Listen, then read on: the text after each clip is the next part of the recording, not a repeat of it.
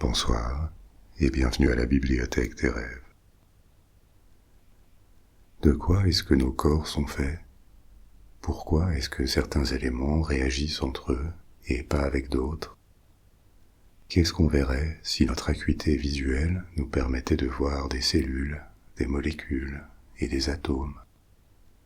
Quelle est la structure et quels sont les secrets de cette matière qui nous constitue et qui nous entoure? C'est ce que je vous propose d'explorer en détail. Ce soir, on va entamer une exploration détaillée de tous les éléments chimiques connus, leurs propriétés, leur abondance ou leur rareté dans la nature, leur importance dans la vie quotidienne. Certains sont familiers, d'autres sont peu connus, mais tous sont intéressants à découvrir. Et je vous parlerai aussi de la table périodique des éléments qu'on va parcourir en détail, élément après élément, au cours de 3 épisodes. Celui-ci, c'est le premier de la série, et on va y passer en revue les 12 premiers éléments, de l'hydrogène au magnésium. Les autres épisodes suivront bientôt. Au passage, je vais aussi vous expliquer ce qui distingue les éléments les uns des autres, et leur confère leurs propriétés. On parlera de leur structure atomique, comment et pourquoi les atomes peuvent se combiner entre eux pour former des structures comme des molécules, comment on se procure ces différents éléments, quelle est leur utilité dans l'industrie ou la recherche. Mais ne vous inquiétez pas, même si vous n'avez aucune connaissance particulière en chimie, tout va être facile à suivre et à comprendre. Alors installez-vous confortablement, laissez la tension qui contracte vos épaules se relâcher. Et avant de commencer, n'hésitez pas à liker, commenter ou vous abonner. C'est crucial pour que cette émission soit visible. C'est grâce au nombre de spectateurs ou d'auditeurs qu'elle peut éviter des sponsors ou tout type de paywall. Alors allons-y, en commençant par notre premier élément, le premier des 118 qu'on va passer en revue, l'hydrogène. On pense que l'hydrogène est l'élément le plus abondant dans l'univers.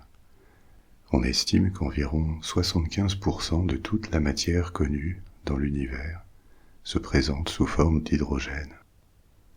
Et on pourrait qualifier l'hydrogène d'élément le plus simple et le plus léger de tous. Qu'est-ce que ça veut dire qu'il est léger et plus simple? Pour comprendre ce qu'est un élément chimique, il faut parler de la structure des atomes. Comme vous le savez, tous les atomes peuvent être classifiés comme éléments, et la table périodique, c'est avant tout une liste de tous les éléments selon leur structure atomique. Mais un atome, c'est un assemblage fait de différentes particules. Il y a un noyau composé d'au moins un proton. Les protons sont une de ces particules subatomiques, donc un noyau avec un ou plusieurs protons, souvent collés à d'autres particules, appelées des neutrons. Et lié à ce noyau, il y a un ou plusieurs électrons qui changent de position très rapidement et forment ou évoluent dans une sorte de nuage autour du noyau. Ce qui définit un élément, c'est le nombre de protons dans ce noyau, et ce nombre est appelé le numéro atomique. L'hydrogène a un seul proton, donc son numéro atomique, c'est 1. S'il y en avait 2, ce qui arrive quand 2 atomes d'hydrogène fusionnent, ça ne serait plus l'hydrogène, ça deviendrait l'élément suivant, l'hélium, qui a 2 pour numéro atomique. Comme vous le savez aussi, les atomes ne sont pas la plus petite unité de matière, puisqu'ils sont faits d'autres particules, protons, neutrons, électrons. Et ces particules sont elles-mêmes faites d'unités encore plus petites. Les atomes peuvent gagner ou perdre de ces particules subatomiques, Ils peuvent être cassés ou forcés à fusionner, même s'il faut leur apporter beaucoup d'énergie pour faire ça. Mais en tout cas, ça veut dire que ça ne sont pas des unités primordiales de la matière. Alors qu'est-ce qui rend les atomes pertinents comme niveau pour examiner la matière? Plusieurs choses. Déjà, ils sont une forme d'organisation de la matière qui est très fréquente et très stable. Toute la matière de l'univers ne prend pas la forme d'atomes. Il y a aussi des particules libres, des neutrons ou des électrons qui circulent, mais le gros de la matière est quand même structuré sous forme atomique. Et une autre chose qui rend les atomes pertinents, c'est que c'est le niveau auquel se définissent les éléments, avec des propriétés physiques bien particulières. Tous les éléments qu'on connaît, depuis l'hydrogène jusqu'à des atomes bien plus lourds, bien plus gros, ont des propriétés particulières qui dépendent de cette structure atomique. Fondamentalement, l'hydrogène, le fer, l'or ou l'uranium sont faits exactement des mêmes particules subatomiques de base, ce qui fait qu'ils ont des différences de masse, d'apparence, qu'ils réagissent différemment avec leurs environnements. C'est leur structure d'atomes. Et c'est pour ça qu'on définit les atomes comme la base des éléments chimiques. Si on descend en dessous de l'échelle atomique, on est face à un nombre plus restreint de briques de la matière qui n'ont plus les propriétés particulières des éléments. On va entrer plus en détail sur les atomes, mais pour en rester sur l'hydrogène pour le moment, pourquoi est-ce qu'il est l'élément le plus abondant dans l'univers? Parce qu'on pense que quand l'univers est apparu, la combinaison de la matière, la forme qu'elle a pris, a produit essentiellement des atomes d'hydrogène. La formation des protons, c'est-à-dire des noyaux d'hydrogène, puisqu'un noyau d'hydrogène c'est un proton, aurait eu lieu presque immédiatement, dans la première seconde après le Big Bang, quand notre univers est apparu. Mais ensuite, il a fallu beaucoup plus de temps pour que ces protons s'associent avec des électrons. Parce que ces deux types de particules, protons et électrons, portent une charge électrique de signe opposé. Donc quand un atome a le même nombre de protons et d'électrons, il est électriquement neutre, pris dans son ensemble. Les charges s'annulent. Mais au départ, juste après le Big Bang, on pense que la température, le niveau d'énergie environnant, était trop élevé pour que protons et électrons s'associent et restent liés en formant des atomes. Il fallait déjà que l'univers s'étende et se refroidisse. Ce refroidissement aurait pris des dizaines de milliers d'années, un laps de temps qu'on estime à 370 000 ans, pour que les protons et électrons puissent s'associer et former les premiers atomes. Cette durée de 370 000 ans, évidemment, c'est une estimation, mais elle ne sort pas d'un chapeau. Elle se fonde sur une modélisation des premiers instants de l'univers et comment il devrait avoir ensuite évolué. Donc, dit autrement, les atomes ne seraient pas apparus instantanément avec l'univers lui-même, mais après quelques centaines de milliers d'années, une fois que l'extrême concentration d'énergie avait diminué suffisamment pour que des atomes puissent se former et rester stables. Et au départ, tous les atomes auraient été de l'hydrogène. Les autres atomes, avec 2, 3, 4 protons et plus, seraient apparus ultérieurement, comme produits de la fusion d'atomes d'hydrogène. Une fusion qui se poursuit depuis que l'histoire de l'univers a commencé, dans les étoiles. On va aussi développer tout ça, et je vous parlerai de la formation des autres éléments. D'où vient ce nom d'hydrogène, d'ailleurs? C'est un mot formé à partir d'une racine grecque. Hydrogène veut dire créateur d'eau. Le terme est apparu au XVIIIe siècle, suite à l'observation que ce gaz, parce que dans des conditions normales sur Terre, l'hydrogène se présente sous forme de gaz, donc l'observation que ce gaz pouvait brûler et que cette combustion produisait de l'eau.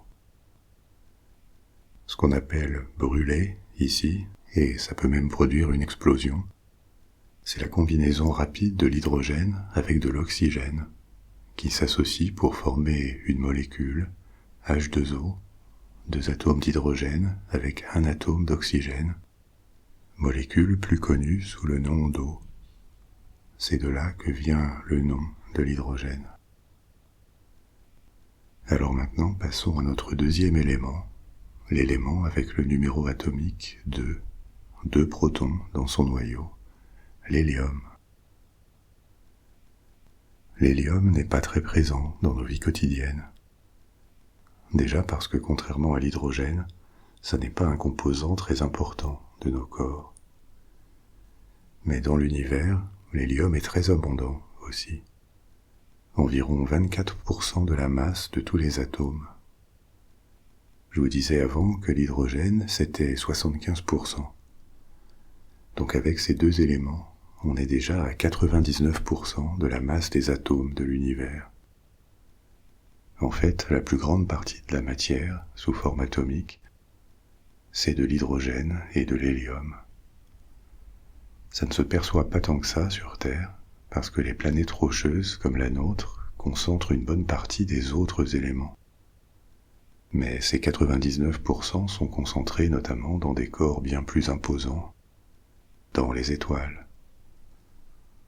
Dans les étoiles, l'hélium est très présent, surtout si elles sont assez anciennes, parce qu'il est le produit de la fusion de l'hydrogène. Vous savez que le carburant des étoiles, c'est justement l'hydrogène. Quand 2 atomes d'hydrogène fusionnent, quand leur noyau fusionne, ça en donne un nouveau avec 2 protons, de l'hélium.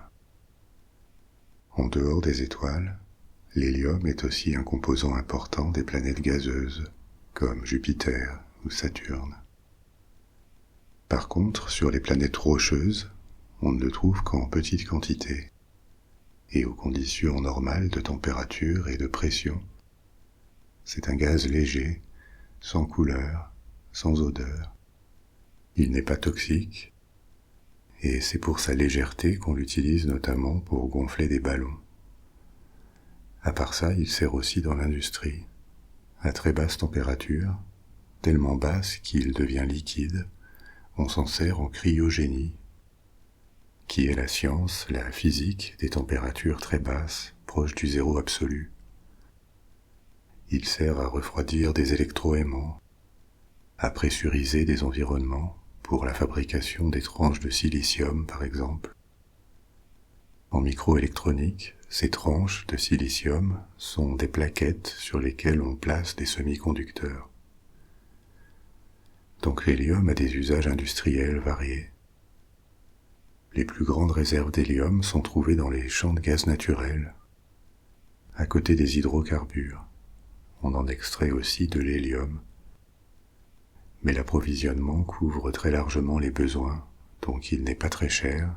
C'est un tout petit marché qui n'a pas de risque de pénurie, et c'est pour ça qu'on en parle rarement.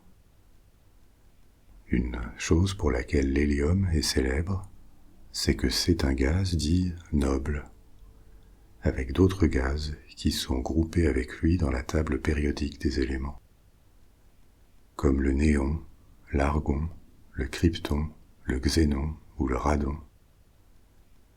On reviendra bien sûr sur chacun de ces éléments, et en avançant, je vous parlerai aussi de la logique de la table périodique, parce que ça n'est pas seulement une liste d'éléments, elle présente également des groupes d'éléments, et elle nous renseigne sur leurs propriétés.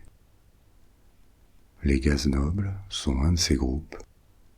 Il y en a 18 au total. Et les éléments rassemblés dans un même groupe partagent des propriétés similaires.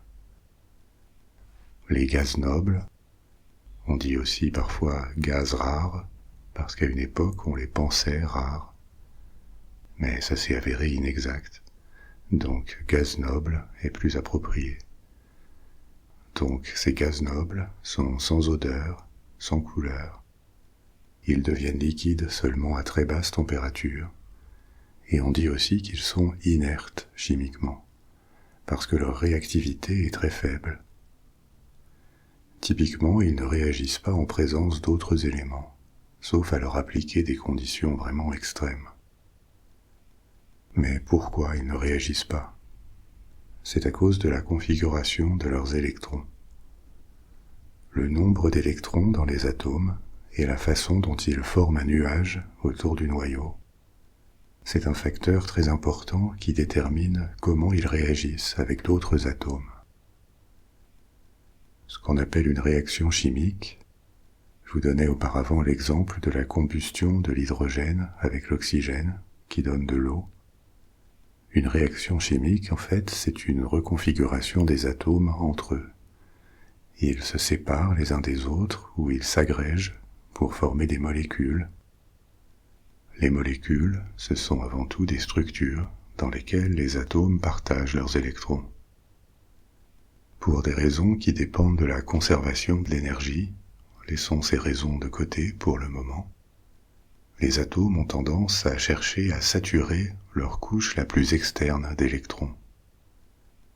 Les électrons n'évoluent pas autour du noyau de façon déstructurée. Ils se placent sur différentes couches, différents niveaux autour du noyau. Et chaque couche a un nombre maximal d'espaces, de créneaux pour des électrons. La première couche d'électrons a 2 places, 2 emplacements. Elle peut accueillir 2 électrons. Quand il y en a un seul, comme par exemple pour un atome d'hydrogène isolé, il a un proton et un électron, l'atome va avoir tendance à chercher une association avec un autre atome, qui cherche aussi à saturer, à remplir sa couche électronique. Concrètement, c'est pour ça qu'une forme très courante de l'élément hydrogène, dont on a parlé avant, ça n'est pas des atomes isolés, mais du dihydrogène, des molécules formées de 2 atomes d'hydrogène qui se sont associés. Chacun apporte son électron, ce qui satisfait les 2 atomes. Ils ont maintenant chacun 2 électrons qui évoluent sur leur couche électronique grâce à ce partage. Les atomes ont cette propriété de partager les électrons. Et cette association de 2 atomes d'hydrogène est assez stable, elle ne va pas se rompre facilement, parce que les atomes sont satisfaits, entre guillemets, d'avoir atteint cet équilibre énergétique, en saturant la couche électronique. Donc la première couche d'électrons des atomes, ou des molécules, a de la place pour 2 électrons. Et justement, l'atome d'hélium en a 2. 2 protons dans son noyau, auxquels sont attachés 2 électrons. Si bien que l'atome est autosuffisant en électrons. Il n'a pas besoin d'aller en chercher un autre ou de se débarrasser d'un électron pour que sa couche électronique soit bien remplie. C'est pour ça que l'hélium est un gaz inerte. Il n'est pas du tout enclin à réagir pour s'associer avec d'autres. Maintenant, la première couche d'électrons autour des atomes a 2 espaces, mais les suivantes en ont plus. La couche suivante en compte 8, et c'est pour ça que d'autres éléments sont inertes comme l'hélium. Ils ont aussi leur dernière couche naturellement remplie. Le néon, qui est le 2e gaz noble après l'hélium dans la table des éléments, qui a pour numéro atomique 10, a 10 protons dans son noyau, et aussi 10 électrons, qui remplissent juste 2 couches, la première avec 2 emplacements, et la deuxième avec 8. Pour cette raison, le néon et l'hélium partagent beaucoup de propriétés, notamment leur manque d'intérêt pour des réactions chimiques. Et les gaz nobles suivants, dans la table périodique, les membres du même groupe, argon, krypton, xénon, ont cette même caractéristique. Leur dernière couche électronique, la plus externe, est juste remplie. Dans les conditions naturelles de température et de pression de la Terre, les conditions extrêmes qui pourraient les amener à réagir sont absentes. Ça n'arrive jamais. Et c'est pour ça qu'on utilise ces gaz dans des applications industrielles ou scientifiques où on veut éviter justement les réactions. Ils fournissent un environnement inerte.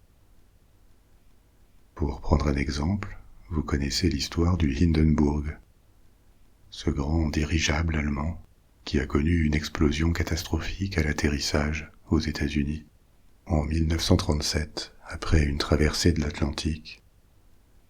Le Hindenburg était rempli d'hydrogène, qui était bon marché et efficace pour faire voler des dirigeables, parce qu'il est plus léger que l'air. Mais l'hydrogène est aussi très inflammable, ce qui a été la cause de la catastrophe. En comparaison, l'hélium est très sûr, il ne peut pas exploser ou brûler, et suite à cet accident, on a arrêté d'utiliser de l'hydrogène dans les dirigeables. Ça ne les a pas sauvés parce qu'ils étaient trop lents et trop chers par passager comparé aux avions. Mais si un jour des dirigeables reviennent, ce sera sans doute avec un gaz non réactif comme l'hélium. Maintenant, passons à notre troisième élément, le premier métal, le lithium. On parle beaucoup plus du lithium ces dernières années, plus qu'avant, parce qu'il est devenu un élément stratégique avec la croissance de la demande pour les batteries rechargeables, plus seulement pour des téléphones ou des ordinateurs, mais aussi pour les voitures électriques. Il y a différentes technologies pour fabriquer des batteries, mais celles au lithium sont les plus efficaces actuellement, parmi celles qui peuvent être produites en grande série. Contrairement à l'hélium, le lithium est hautement réactif, et dans la nature on le trouve toujours associé à d'autres éléments, ou alors en solution dans l'eau de mer. Pourquoi est-ce qu'il est aussi réactif ? Là encore, c'est à cause de ses électrons. Le lithium est le troisième élément. Il a 3 protons, donc il a tendance à avoir aussi 3 électrons, qui le rendent électriquement neutre. Comme on l'a vu avant, la situation sur la dernière couche d'électrons est importante pour les réactions chimiques. Le lithium a sa première couche complète, 2 électrons.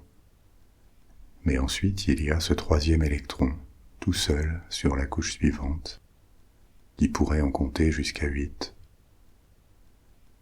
Donc ce troisième électron est gênant, si on veut. D'un côté, l'équilibre des charges électriques inciterait à le conserver, mais de l'autre, l'équilibre des couches électroniques pousse à s'en défaire. Et souvent, c'est cette deuxième priorité qui l'emporte. Le troisième électron va être perdu et laisser un atome avec une charge électrique nette, ce qu'on appelle un ion. Sous cette forme d'ion, les atomes de lithium sont très solubles dans l'eau. Ils s'y mélangent facilement. Et c'est pour ça qu'il y a une présence de lithium dans les eaux marines, mais dans des concentrations très faibles, parce que le lithium n'est pas du tout abondant sur Terre. Là où il peut être exploité par l'industrie minière, c'est dans des lacs salés, ce qu'on appelle des salars, des endroits où de grandes quantités d'eau salée se sont évaporées, typiquement dans des déserts. Dans ces grandes étendues de sel, les minéraux sont bien plus concentrés en lithium que dans l'eau de mer, et c'est de là qu'on extrait une grande partie du lithium. C'est pour ça que les pays avec de grandes ressources exploitables de lithium sont ceux qui ont des salars, le Chili, l'Argentine, la Bolivie ou l'Australie. Une règle générale pour la quantité de chaque élément dans l'univers, leur prévalence, c'est que plus les éléments sont simples et légers, avec peu de protons, plus il y en a. C'est clairement le cas pour l'hydrogène et l'hélium. On a vu qu'à eux deux, ils représentaient 99% de la masse des atomes de l'univers. Mais le lithium fait figure d'exception. Même s'il est léger, avec ses 3 protons, il est relativement rare, plus rare que les éléments qui le suivent. Et c'est parce que le noyau de lithium a tendance à être assez instable. Il n'en faut pas beaucoup pour qu'il se brise, qu'il fissionne et qu'il perde un de ses protons, ce qu'il transforme en hélium. Le lithium est aussi le premier élément d'un groupe, d'une famille aux propriétés similaires, celle des métaux alcalins. Famille qui inclut aussi le sodium, le potassium et des atomes plus gros et rares comme le rubidium, le césium ou le francium. En un sens, les métaux alcalins sont à l'opposé des gaz nobles. Les gaz nobles sont inertes, alors que les métaux alcalins sont au contraire très réactifs. Et la raison de cette prédisposition à la réaction, c'est cet électron tout seul sur la dernière couche électronique, qui les rend très promptes à des réactions d'association avec d'autres. Pour cette raison, on ne les trouve pour ainsi dire jamais à l'état pur dans la nature, mais plutôt en association avec d'autres atomes dans des molécules. Et quand on les raffine pour les isoler, un bloc de métal alcalin doit toujours être conservé dans une atmosphère inerte, parce que si on les expose à l'air, ils se mettent spontanément à réagir, ils brûlent. La combustion, c'est une réaction chimique, comme on l'a dit. Notre élément suivant, avec le numéro atomique 4, c'est le beryllium, un autre élément léger, mais là aussi assez rare. Il apparaît surtout dans le noyau des étoiles quand elles approchent la fin de la séquence où elles brillent fortement. Leurs réserves d'hydrogène ont baissé et elles commencent à fusionner des éléments plus lourds. Ça n'est plus seulement de l'hydrogène qu'elles fusionnent pour faire de l'hélium, mais l'hélium lui-même se met à fusionner. Le beryllium reste un élément rare parce qu'avant d'être libéré et dispersé, il va fusionner à son tour en éléments plus lourds, si bien que peu de beryllium en réchappe. Sur Terre, donc, le beryllium est un élément très marginal dans la croûte terrestre. Mais il y en a dans certaines pierres précieuses, celles qu'on appelle des béryls, comme les émeraudes ou les aigues marines.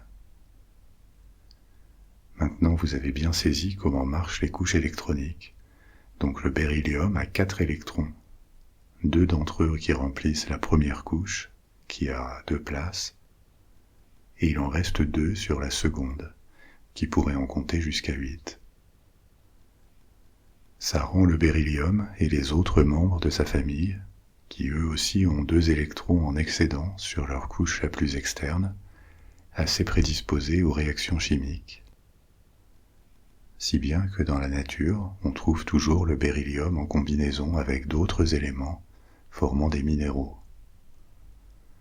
On appelle cette famille, dont le beryllium est le premier représentant, les métaux alcalino-terreux. Et là encore, on passera en revue d'autres membres du groupe.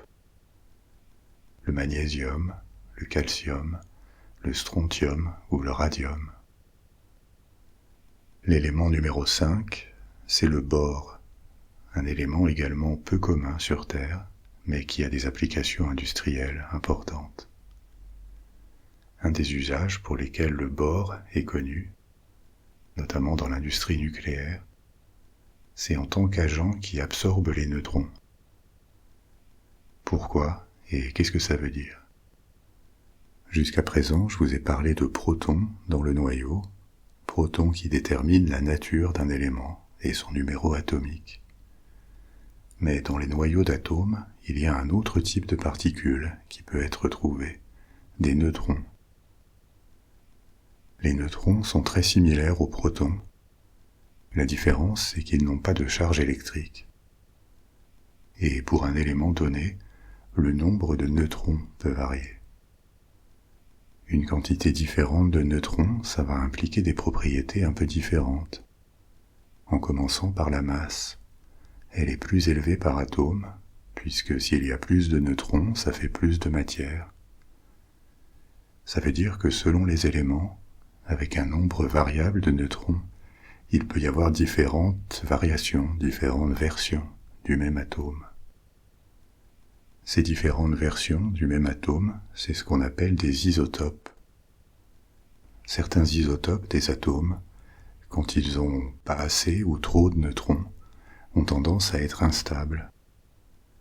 Ils peuvent avoir tendance à fissionner ou à laisser échapper des particules. Et si ne serait-ce qu'un seul proton est éjecté, alors l'atome se transforme en un autre élément. Beaucoup d'isotopes qui peuvent parvenir à se former sont structurellement instables et ils ne vont pas subsister très longtemps. Mais d'autres si, et on trouve dans la nature des isotopes très stables ou suffisamment stables pour exister très longtemps avant de disparaître, de se transformer. Par exemple, le bore a 2 isotopes qu'on trouve à l'état naturel. Un qui a 5 neutrons et un autre avec 6 neutrons. Celui avec 5 neutrons est appelé le bore 10. 10 parce qu'il a 10 particules dans son noyau.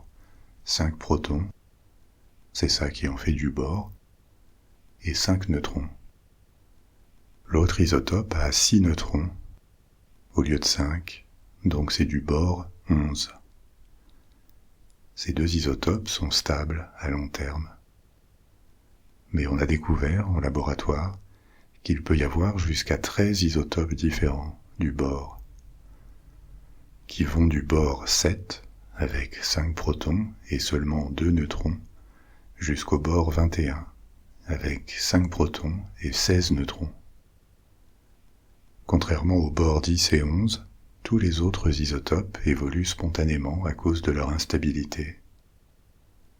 Ceux qui ont un noyau inférieur à 10 ont tendance à se transformer en hélium, et ceux au-dessus de 11 à devenir du carbone, en gagnant un proton. On va parler du carbone dans un instant, c'est le prochain élément. La raison pour laquelle le bore est utile en tant qu'absorbeur de neutrons, c'est parce qu'il capture facilement les neutrons qui passent, et justement, les neutrons libres sont ce qui produit les réactions en chaîne dans les réacteurs nucléaires.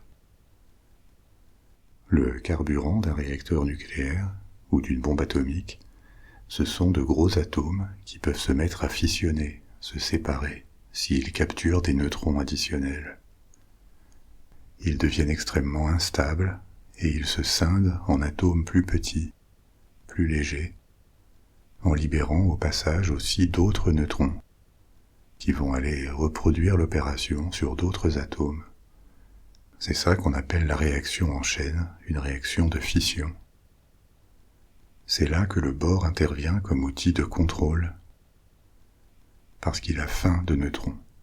Il les capture aisément, si bien que là où on a une réaction en chaîne, on peut l'atténuer ou l'arrêter complètement, en y introduisant du bore pour couper le flux de neutrons. Ça peut servir à piloter la réaction dans un réacteur nucléaire.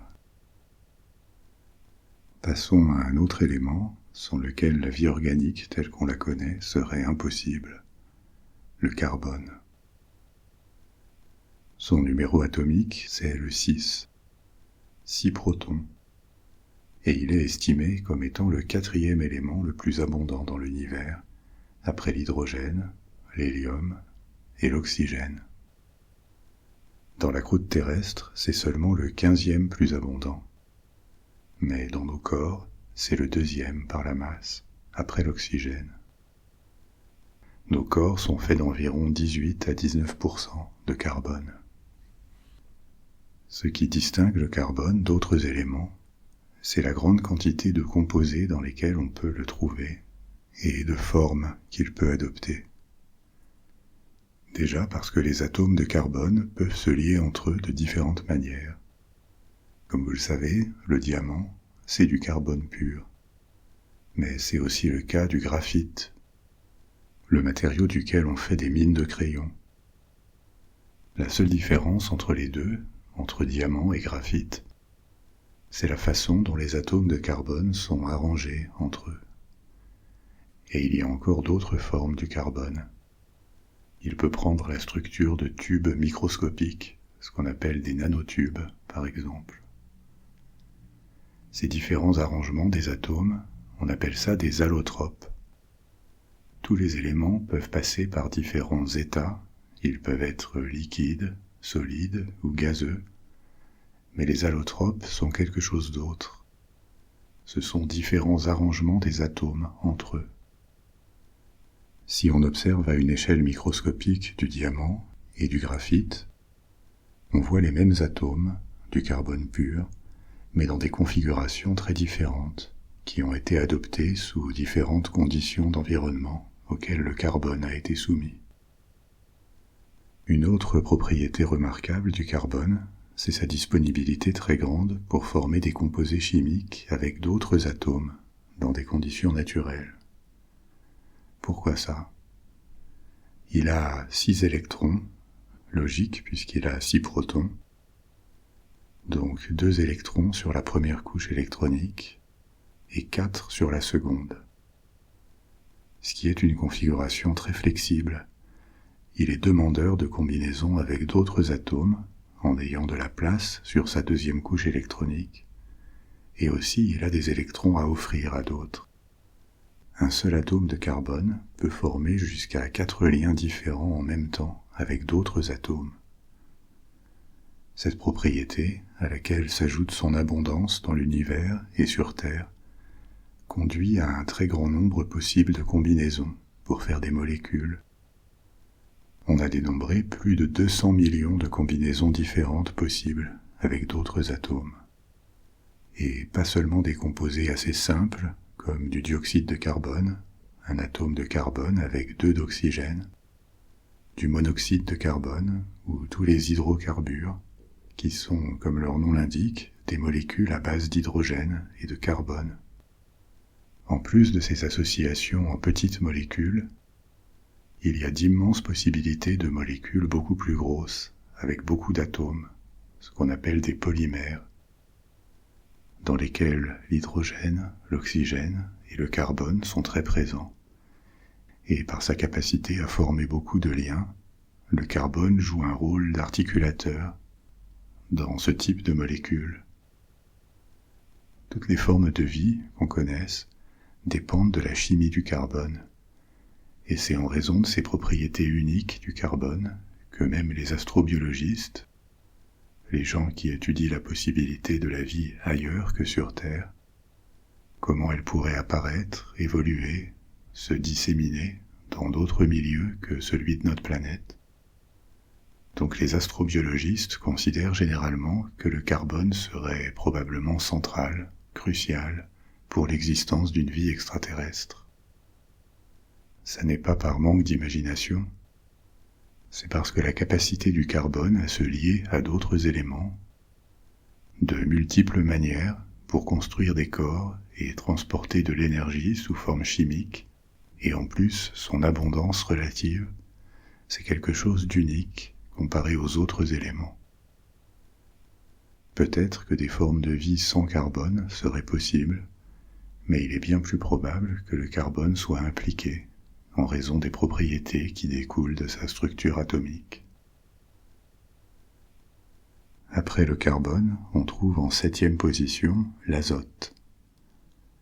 L'azote est un autre élément très présent sur Terre, et la preuve en est qu'on est tout le temps immergé dans l'azote, puisque 80% de l'air qu'on respire, c'est de l'azote. Dans des conditions normales, ce que j'appelle normales, c'est les conditions de température et de pression sur Terre. Donc dans des conditions normales, l'azote est un gaz sans couleur, ni odeur. Après l'oxygène, le carbone et l'hydrogène, c'est le 4e élément le plus abondant dans le corps humain. Il représente à peu près 3% de sa masse, et on le trouve notamment dans les acides aminés, ces gros composés qui font partie des protéines. L'azote est aussi vital pour les plantes. On le trouve dans les nitrates et l'ammoniac. Les nitrates, ce sont les composés que forme l'azote avec l'oxygène, alors que l'ammoniac, c'est avec de l'hydrogène.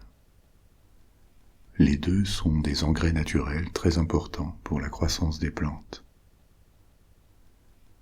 on atteint le numéro 8, l'oxygène, qui, comme vous le savez, est un autre ingrédient incontournable de la vie sur Terre.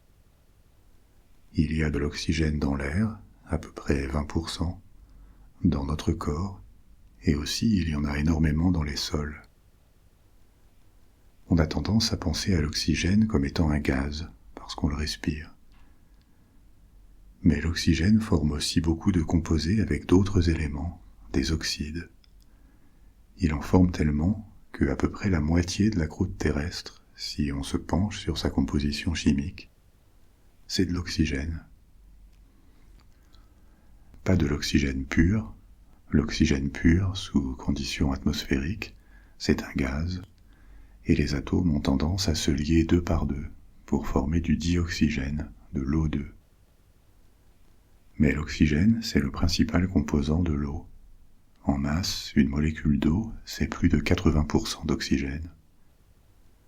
Et surtout, il forme des oxydes avec beaucoup d'éléments, avec le fer, le soufre, le carbone, et en particulier, pour ce qui est de la croûte terrestre, avec le silicium.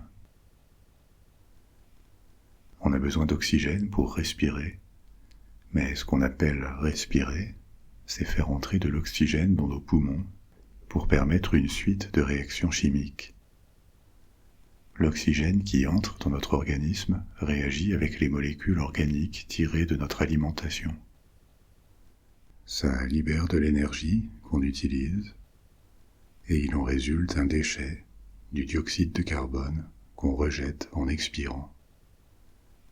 Pour extraire continuellement de l'énergie à partir de molécules organiques, les êtres vivants doivent respirer continuellement ou presque. On ne peut pas s'arrêter bien longtemps.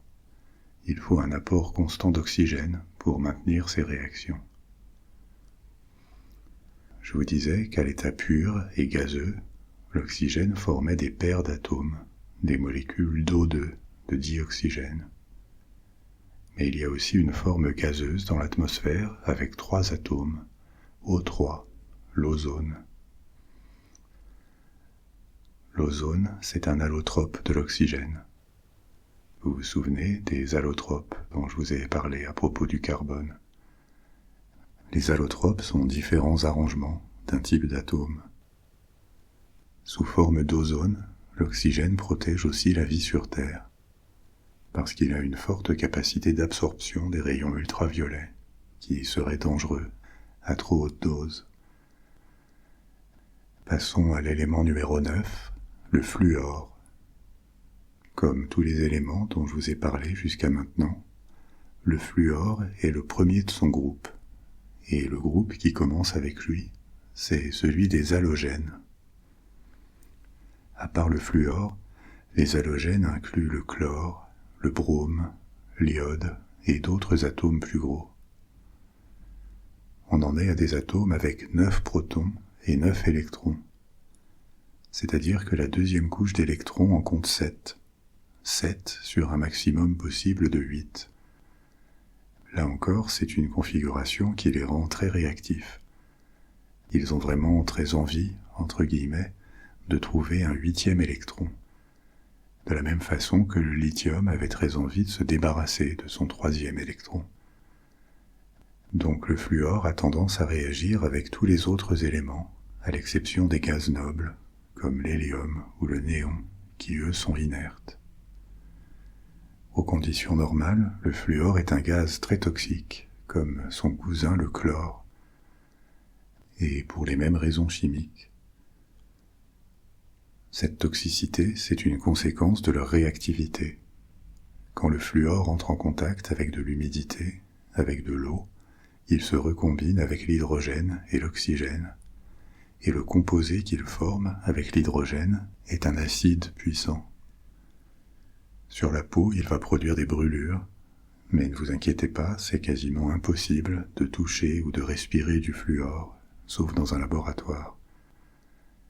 Parce que dans l'atmosphère, s'il est relâché, il va réagir immédiatement avec les éléments de l'air et perdre sa forme gazeuse.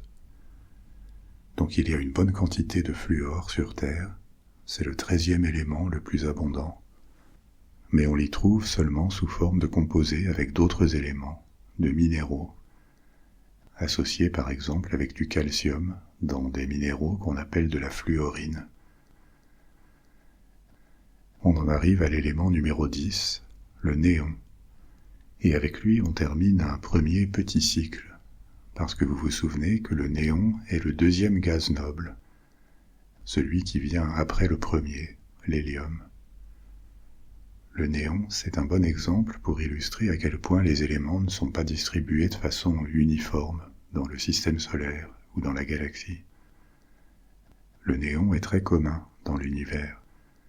C'est le 5e élément le plus abondant, après l'hydrogène, l'hélium, l'oxygène et le carbone. Pourtant, sur Terre, il est très peu présent. Il y en a seulement de rares traces dans l'air. Pourquoi ça ? Parce que le néon est très volatile, et qu'étant un gaz noble, il ne forme pas de composés qui le fixeraient à des solides, comme le font l'hydrogène ou l'oxygène. Donc on pense que quand le système solaire s'est formé, presque tout le néon s'est échappé des protoplanètes qui se formaient à proximité du Soleil. Sous l'effet de la radiation, de la chaleur du Soleil, il est parti dans l'espace et il est quasiment absent de Mercure à Mars, ce qui inclut la Terre. Ce néon est parti, il a migré vers la périphérie du système solaire, au-delà de Jupiter. Et dans cette zone plus éloignée du Soleil, il est assez commun, alors qu'on n'en a que des traces sur Terre. Un des usages du néon, qui est bien connu, c'est pour l'éclairage. Vous connaissez les enseignes au néon, qui étaient très utilisées au XXe siècle, sans doute moins maintenant. Elles ont tendance à être remplacées par des LED. Mais les lampes au néon utilisaient du néon et de l'électricité pour produire de la lumière. Dans ce genre de lampe, du néon et d'autres gaz sont emprisonnés dans un espace étanche, un tube, à basse pression, et avec 2 électrodes. Quand un courant électrique suffisant est apporté entre les 2 électrodes, le gaz produit de la lumière, il devient luminescent. Et c'est ça qui permet à une lampe au néon d'éclairer. L'élément numéro 11, c'est le sodium, le 2e métal alcalin, après le lithium. Et un autre élément assez commun sur Terre, le 6e plus abondant. Vous vous souvenez que le lithium était très réactif avec son unique électron sur sa 2e couche électronique. Un électron qui ne demandait qu'à partir ou à servir pour former une molécule. Le sodium a la même caractéristique. Une première couche de 2 électrons, une deuxième avec 8, qui est elle aussi remplie, saturée. Et il reste un électron en plus, le 11e, disponible pour être volé ou provoquer une réaction. Donc logiquement, le sodium pur est rare, et on le trouve souvent en association sous forme de ce qu'on appelle des sels. Alors, qu'est-ce que c'est qu'un sel ? Dans l'usage commun, le sel, c'est du sel de table, du chlorure de sodium. Le chlorure de sodium, c'est un composé qu'on pourrait facilement confondre avec une molécule. Alors que non, ça n'en est pas vraiment une. Le chlorure de sodium, c'est ce qu'on appelle un composé ionique. Quelle est la différence ? Une molécule, c'est un assemblage d'atomes qui partagent leurs électrons. Ils ont une liaison chimique qui est énergétiquement avantageuse parce qu'elle permet de remplir leur couche électronique, juste avec le bon nombre d'électrons. Un composé ionique, c'est différent. Il est tenu ensemble par des forces électrostatiques, comme 2 aimants qui restent collés. Ce type de composé est formé d'ions. Vous vous souvenez que les ions, ce sont des particules chargées. Ça peut être un électron, un proton, ou des atomes ou des molécules qui ont une différence entre leur nombre de protons et d'électrons. Donc au total, ils ont une charge électrique, positive ou négative. Or, cette charge, elle peut attirer un autre ion de charge opposée. Par exemple, dans le cas du chlorure de sodium, du sel de table, on a des atomes de sodium qui ont un 11e électron qui peut facilement être abandonné, qui est en trop. Et on a des atomes de chlore qui, eux, ont 17 électrons. Il en manquerait juste un pour remplir leur dernière couche électronique avec 18, 2 plus 8 plus 8. Donc, mis en présence, le chlore prend l'électron du sodium et tout le monde est content. Sauf que maintenant, le sodium devient un ion, il lui manque une charge négative, et le chlore, lui aussi, avec son nouvel électron, se retrouve avec une charge électrique nette de signe opposé. À cause de leur charge opposée, les deux vont s'attirer et se coller, comme de tout petits aimants. Quand ils s'agrègent, ils forment une structure bien organisée qui se répète, une structure cristalline, dans laquelle tous les ions de sodium et de chlore s'ordonnent en cristaux, en l'occurrence des cristaux de sel. Donc il ne s'agit pas de molécules, il n'y a pas de mise en commun d'électrons. La structure tient ensemble par attraction de charges électriques opposées. C'est ça qu'on appelle un composé ionique. Et en chimie, c'est aussi ce qu'on appelle un sel, un composé chimique formé d'ions, positivement et négativement chargés en quantité égale. Donc le sel, pris dans son ensemble, n'a pas de charge électrique nette. Le sel de table, c'est une forme de sel, avec un nombre égal d'atomes de sodium et de chlore, mais il y a beaucoup d'autres types de sels. On en verra passer quelques autres. Passons à l'élément numéro 12, le magnésium, le deuxième métal alcalino-terreux, après le beryllium. Je vous disais à propos du beryllium qu'il était rare dans l'univers et sur Terre, parce qu'il était rapidement refusionné après sa formation dans les étoiles. Le magnésium n'a pas le même problème. Il est produit plus tardivement dans la vie des étoiles, dans de grandes étoiles déjà âgées qui ont consommé beaucoup de leur hydrogène et ont commencé à fusionner des noyaux d'atomes plus lourds. Dans ces conditions, peuvent se combiner 3 noyaux d'hélium et 1 de carbone pour former un nouveau noyau de 12 protons, 3 fois 2 qui proviennent de l'hélium, plus 6 venant du carbone. On obtient un noyau de magnésium. Ce type de fusion entre des noyaux déjà d'une certaine taille a lieu à la fin du cycle de vie des étoiles les plus grandes, la fin de leur séquence de consommation de leur carburant, qui va se terminer en supernova. Supernova qui va éjecter ces nouveaux éléments, dont le magnésium, dans l'espace, le milieu interstellaire, où ils seront éventuellement disponibles pour former un nouveau système.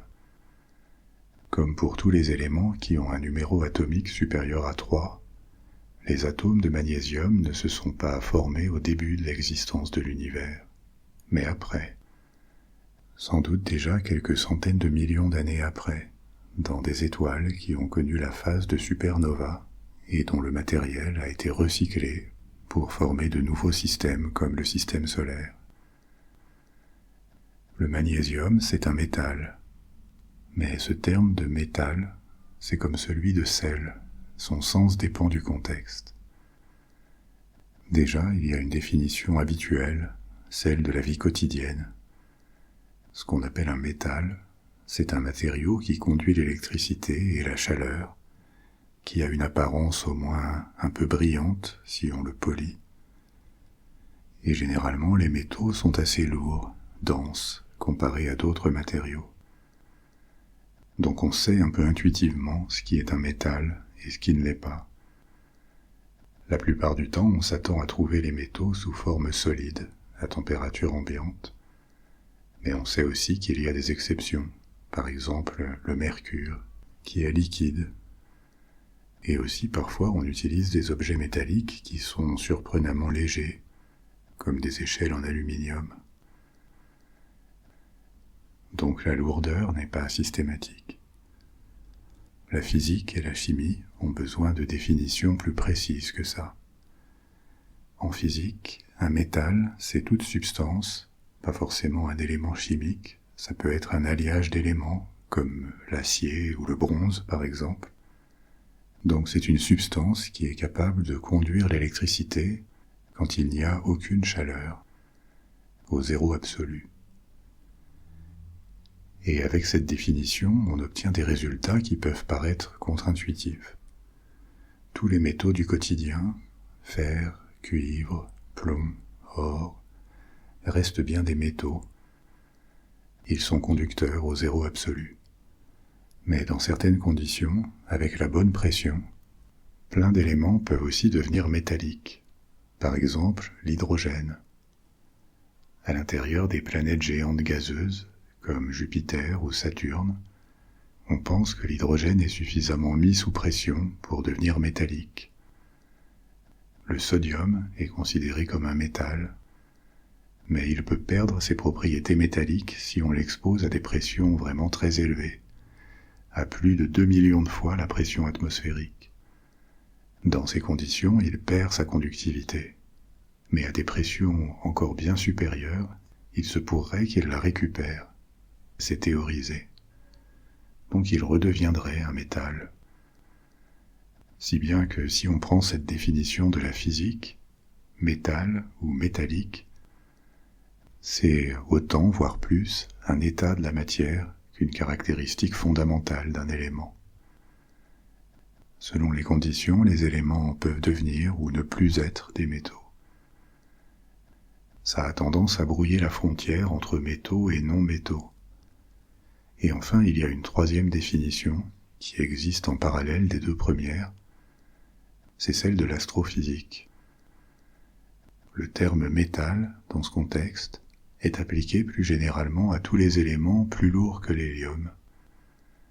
C'est-à-dire en fait que tous les éléments, dans cette définition, à part l'hydrogène et l'hélium, seraient des métaux. Cette définition contredit celle de la physique, parce que dans la définition astrophysique, des éléments comme le carbone, l'oxygène ou l'azote deviennent des métaux, ce qu'ils ne sont pas en physique. Donc vous voyez que ce concept de métal a en fait des frontières assez floues. La définition de l'astrophysique est sans doute trop générale pour servir dans d'autres disciplines. En astronomie, elle a du sens, parce qu'il s'agit de se pencher sur la genèse des éléments dans les étoiles, et que par ailleurs, l'hydrogène et l'hélium représentent 99% de la matière atomique connue. Donc on ne parle après tout que du 1% restant. Mais si on laisse de côté cette définition, on peut, sans trop de risque de se tromper, appeler métaux les éléments ou les matériaux, parce que ça peut être aussi des alliages, qui conduisent l'électricité dans des conditions standards. Quelle que soit la définition, de toute façon, le magnésium reste un métal. On en trouve dans le corps humain, à côté des éléments qui constituent la majeure partie du matériel dont le corps est fait. Il y a des dizaines d'éléments nécessaires à la vie en petite quantité, et le magnésium est l'un d'entre eux. Il y en a dans chaque cellule, dans des dizaines d'enzymes. Les enzymes, ce sont des protéines qui agissent comme catalystes dans l'organisme. Elles facilitent les réactions chimiques. Et on en a un besoin absolu pour que notre métabolisme fonctionne. Donc beaucoup d'enzymes ont besoin d'ions de magnésium. Dans les plantes, le magnésium sert aussi à synthétiser la chlorophylle, ce qui est indispensable à la photosynthèse. Donc là encore, un élément essentiel de la vie sur Terre. On a exploré 12 éléments sur plus d'une centaine. On continuera cette liste avec encore d'autres principes de la physique et de la chimie dans la deuxième partie. On commencera par le 13e élément, l'aluminium. Mais pour ce soir, c'est la fin de notre épisode. Si vous n'avez pas encore sommeil, vous pouvez choisir un autre épisode de la Bibliothèque des rêves et partir pour une autre aventure. Ou alors, vous pouvez garder les yeux fermés, vous laisser aller et vous endormir. Je serai bientôt de retour avec un nouvel épisode. Et d'ici là, dormez bien. Faites de beaux rêves. Au revoir.